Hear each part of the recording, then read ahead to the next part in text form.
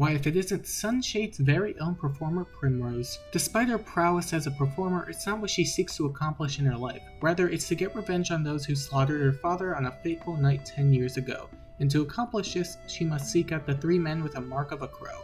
In doing so, she will do whatever it takes. She will endure the trials and tribulations of her current affairs just to gain what she desires, even if it means murder. So, if she's willing to go that far, how does she fare in combat? Well, you'd be surprised. Primrose's most notable stats come in the form of her speed and her evasion, with a hint of magical attack. Her physical defense stat and her elemental defense stat are pretty much her dump stats, which in plenty of cases can be considered bad as she'll be prone to a lot of damage. However, because her evasion is as good as it is, she can dodge plenty of physical attacks a lot of the time. However, that doesn't cover magical attacks since those never miss. Similarly, her magical attack stat being good too means she can take full advantage of classes that focus on some sort of magic, such as with the Scholar. That being said, her best stat has to be speed. Having Primrose in your party means more often than not she'll be the first one to act in combat. As such, it pairs extremely well with her base job, the Dancer. Speaking of the Dancer job, let's discuss what it comes with. The Dancer job is a mostly support-based job that comes with a plethora of ally buffing moves including Lion's Dance, Peacock Strut, Mole Dance, and Panther Dance, each of which buff physical attack, elemental attack, physical defense, and speed respectively. One of the downsides of these skills is that they only target one ally at a given time, and depending on when an ally moves, the effect can end up lasting less time. However, thanks to Primrose's high speed, she is more likely going to be acting first in the party, but that's not always a guarantee. Similarly, in order to alleviate her single target support skill conundrum, she can use the divine skill Sealtesia's Seduction. Sealtesia's Seduction is the Dancer divine skill that takes skills that only target one foe or ally and makes it target multiple for 3 turns. It's an imperative skill to have around if you plan on fully supporting an entire party. Otherwise, you can focus on hyper buffing one traveler at any given point. Then, you have the last 3 skills in the Dancer's arsenal: Moonlight Waltz, Night Ode, and Bewildering Grace. Moonlight Waltz and Night Ode are 2 dark magic spells that hit for different amounts. Moonlight Waltz, the first of the 2 spells, targets a singular foe for dark magic.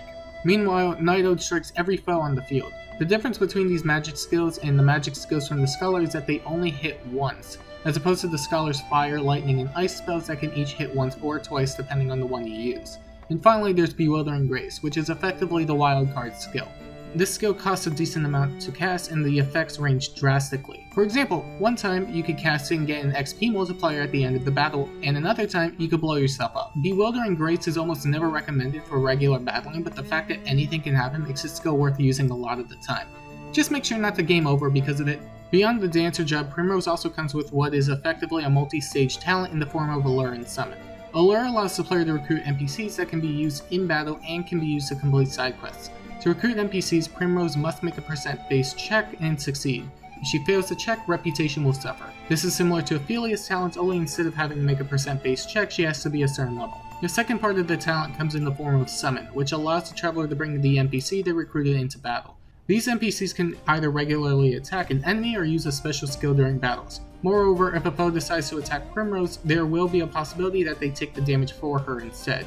This can be rather useful since Primrose is rather frail as is, so it's effectively having a meat shield of sorts. Beyond that though, you'll be relying on your own abilities rather than on the abilities of the NPCs you decide to seduce, and what better way to become self-sufficient than with some secondary jobs. Despite the Dancer job being mostly supportive based, you can realistically go into other jobs that have a focus on offensive prowess, such as with the Scholar. The Scholar job is mostly an offensive based job that comes with 6 magic spells and 2 supportive skills. The 6 magic spells in question include 2 fire, ice, and lightning spells that hit all foes and, depending on what variant is used, may strike either once or twice. The 2 supportive skills in question are Analyze and Alaphin's Enlightenment. Analyze reveals a weakness to the foe and can be stacked with boost. It loses value depending on what weaknesses are already made available and if the foe already has all its weaknesses shown. Even so, it's not really the skill you would go for when using the Scholar job anyway, so it's not worth worrying about all too much. Then we have Alaphin's Enlightenment, which is a divine skill that takes all magic that targets every foe and turns it into magic that targets a singular foe for 3 turns. The trade-off for this is that magic will then deal double the amount of damage. It's rather nice to have for Primrose when focusing strictly on magic damage output. Similarly, because Primrose has a Dancer job, she can buff herself for elemental attack and increase her output even more. If you're looking to make Primrose into an offensive unit, then the Scholar is the way to go. However, it will come at the cost of supportive capabilities since giving her more offensive capabilities ends up broadening her roles too much for her to focus on both. That being said, if you want a healthy mix of the two, then you could go with the merchant job. The merchant job is an interesting secondary job for Primrose since it has a good mixture of offensive and supportive capabilities. The offensive skills in question include Trade Winds, Trade Tempest, Hired Help, and Biffelgen's Bounty. Trade Winds and Trade Tempest are essentially the Moonlight Waltz and Night Owled Wind variants. Not much else to say on that. Hired Help trades in-game currency for NPCs to come into battle and unleash attacks. Depending on how much you pay, they will deal a certain amount of damage. Then there's Biffelgen's Bounty, which is just a simple divine skill that deals damage to a singular foe and gives the traveler money based off the damage dealt. Next, there are the support skills for the merchant. This includes Collect, Rest, Donate BP, Sidestep, and Hired Help. Wait, didn't I already mention Hired Help? Well, I did. The reason I bring it up again is because after summoning a specific NPC, those being from the Mercenary and Dancer job, they will increase the party's physical defense and potentially inflict status ailments on the foes respectively. Likewise, each option hits every foe and can strike multiple times for a certain weapon type, making Hired Help a really good break skill. Sidestep simply allows Primrose to dodge a physical attack guaranteed, which is really nice for her survivability since her physical defense is really low. Then there's Collect, which takes money from a foe. Simple as that. Likewise, there's Rest, which simply recovers HP, SP, and cures status ailments. Nothing more to it. And finally, there's the best support skill from this batch, Donate BP. Donate BP allows a traveler to give their BP to an ally of their choice, which is really strong for support. However, it should be noted that this skill does not work with Sealtesia's Seduction. Even so, it's an incredibly good support skill, so if you're looking for a good mixture of support and offense, you can run the Merchant as your secondary job. If you're looking for pure support, you can run the Thief job. The Thief job is another good option for Primrose since it comes with 2 additional supportive skills that affect the foes. These skills in question include Shackle Foe and Armor Corrosive. Shackle Foe reduces a foe's physical attack for 2 turns, and Armor Corrosive reduces a foe's physical defense stat for 2 turns. Moreover, these skills do work with Sealtesia's Seduction, so you can effectively debuff the entire party of foes in a single turn. Similarly, the Thief job comes with a single fire spell, which can be really good for Primrose since her elemental attack is useful, unlike her physical attack. Because of this, moves such as HP Thief and SP Thief aren't really that great beyond breaking. However, one really good move in question is Aber's Reckoning.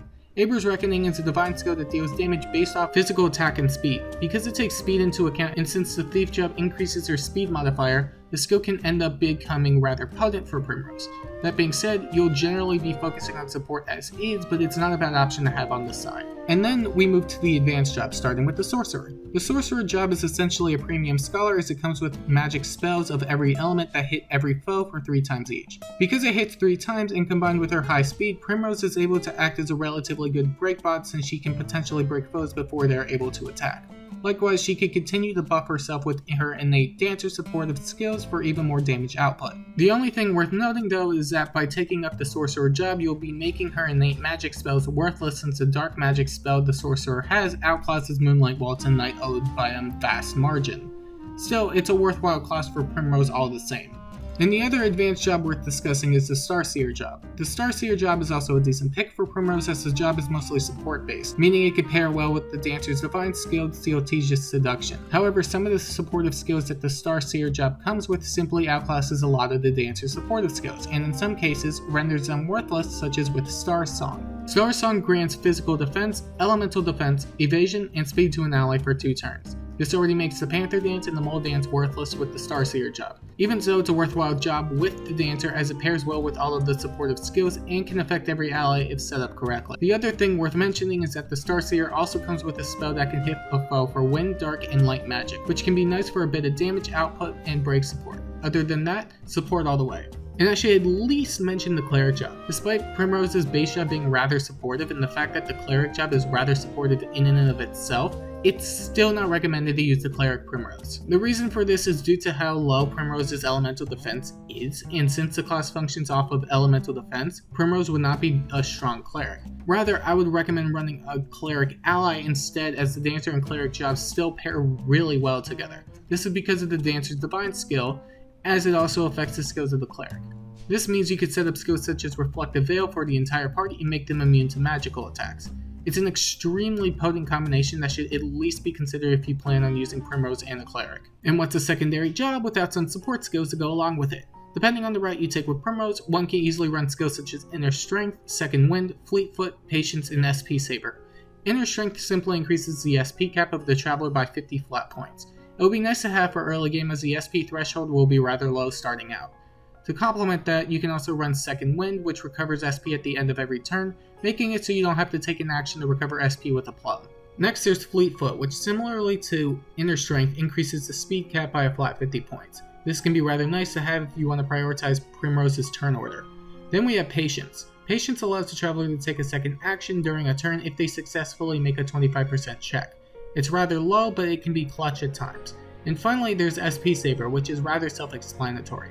It cuts down on the cost of skills by half, which is also really nice to have generally throughout the game. For survivability and supportive purposes, you can run Saving Grace, Encore, The Show Goes On, and Divine Aura. Saving Grace allows the traveler to be healed above their maximum HP, making it easier to soak damage and alleviate issues with low overall bulk. Likewise, if you happen to fall in battle, Encore can revive you for 25% of your HP once per battle.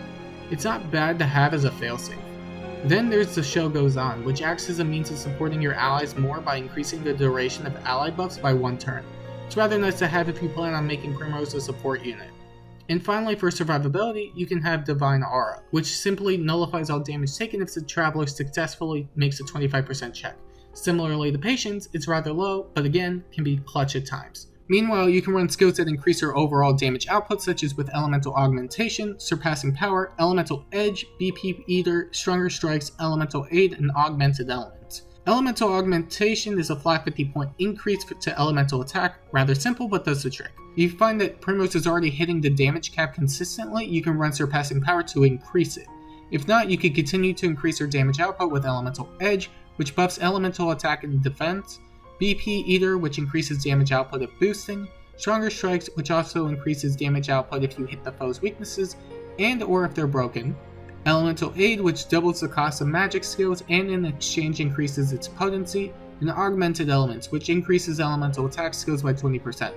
Overall, these support skills are really good choices for Primrose, so depending on how you want to use her, you can't go wrong with any of the support skills mentioned in this section of the video. And with that about covers Primrose. Despite starting with a job that focuses more on the supportive side, Primrose has the flexibility to go into plenty of other jobs that aren't just support based. If you ended up using other jobs not mentioned in the video, feel free to let me know which jobs you chose and how they worked out for you. I'm always interested in what you have to say. I hope this guide provided insight in how to use Primrose as well as any help along the way. If there's anything else you would like me to cover in the next Traveler, feel free to let me know in the comments section below. Till then, leave a like, subscribe, share, maybe, ring the bell, and I'll see you later.